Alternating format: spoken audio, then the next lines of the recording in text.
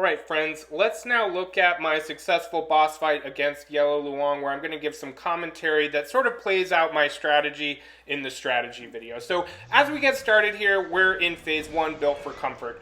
That means that we have practiced enough where his base combos, before they get real complicated and tough, we've got his timing down so we can get his life down to a third to a half before we deploy phase 2. Now, there are some combos he has that are particularly difficult to get the timing if you can't spend 6 days straight working on this boss fight. So just remember, use as many gourd sips as you want here, because phase 2 is going to involve melting his life away so quickly you're not going to have to worry about your gourd use. Now, in terms of vulnerability windows, just know that they're very short. So that's kind of why I like thrust stance. I could just get a couple attacks in and then maybe tactical retreat.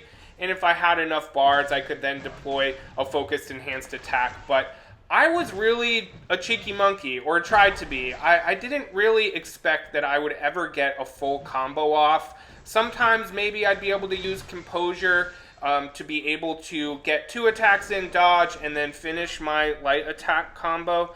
But I never expected it. More than anything, I expected I'd probably get my ass kicked a little bit here. But mostly, I'm just going to get my licks in where I can, get those focus bars all built up, and deploy focused enhanced attacks to really try and bring his life down.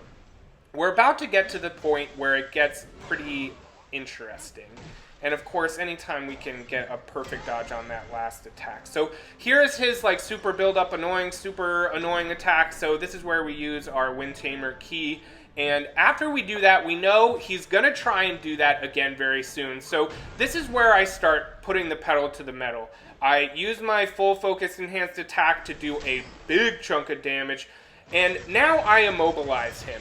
And typically I would say immobilize him and then use your Pluck of Many and your transformation. But I ended up doing this to be able to then get another fully focused enhanced attack in.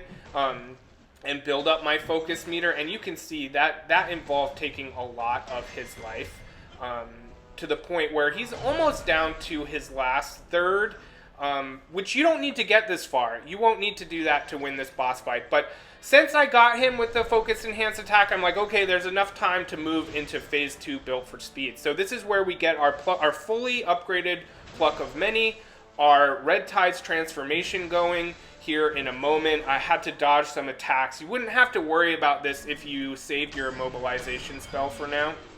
But luckily, my clones came in handy. They immobilized him. I got my Red Tides going. Now, during the Red Tide and clone war, you are going to be focusing primarily on light attacks with your wolf buddy here. Once your bar is full, you can do a dodge in that hit triangle, and that will almost certainly light his ass on fire.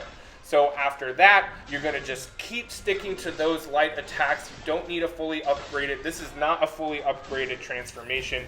Keep him in a corner, keep him up against a wall as best you can, and you got it. That's all you need to do.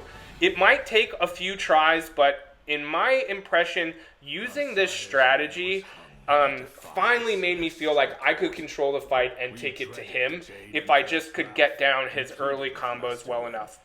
As always, if this did anything for you, don't forget to like and subscribe. 30% of anything I ever make from YouTube goes to a charity we choose as a subscriber community every few months. Take care of yourself, take care of each other, and I will see you next time.